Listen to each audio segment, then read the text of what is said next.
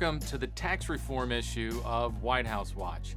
This week, Republican lawmakers and White House officials will continue marching toward some kind of deal on a tax overhaul bill. You know, there is broad agreement in both parties. There has been for years on things like middle-class tax cuts, even lowering the corporate rate. Now, just where to set those rates, Republicans and Democrats disagree.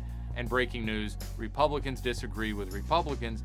President Trump wants to lower it from 35% all the way down to 15%, but Speaker Paul Ryan says somewhere around 22% is really the sweet spot that would keep enough revenue coming in to make the broader tax plan work. I asked Marc Short on Tuesday morning if 15% is non-negotiable. He danced a little bit in his answer, but he made clear the president wants that 15% number in whatever bill comes out.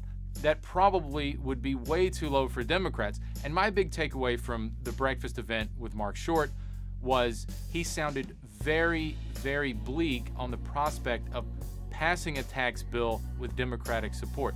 And make no mistake, the stakes on tax reform are very high for Republicans on the Hill, but even more so for President Trump. That's because the president, as a candidate, promised to slash dramatically individual rates, especially for the middle class and his base, and also, and maybe even more so for the president, the corporate tax rate. He's a businessman. He talks about that all the time.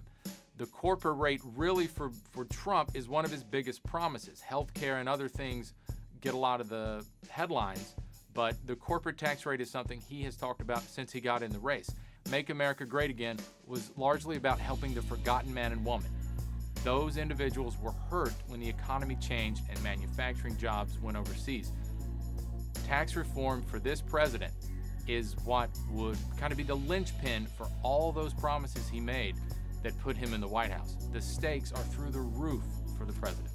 And White House officials haven't given up on health care reform yet. Another takeaway from the breakfast with Marc Short, he gave a boost to a bill from Senators Cassidy and Graham.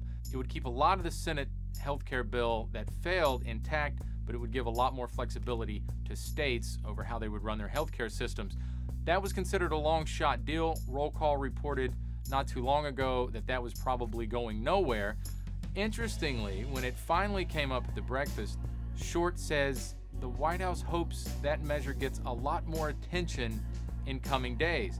That's an interesting development because Graham Cassidy would have to move under reconciliation, and those rules, the Senate parliamentarian has decided, will expire on September 30th. So if the White House wants to push Graham Cassidy forward, they're going to have to do it quick, and they're going to have to get Mitch McConnell on board. And oh, by the way, the relationship between Trump and Mitch McConnell, not exactly warm these days. Marc Short tried to put a good face on it on Tuesday, but on Monday in her daily press briefing, Press Secretary Sarah Huckabee Sanders gave a tepid endorsement of both McConnell and Paul Ryan. The White House is not going out of its way to say Trump wants both Paul Ryan and Mitch McConnell in their jobs should tax reform fail after health reform failed.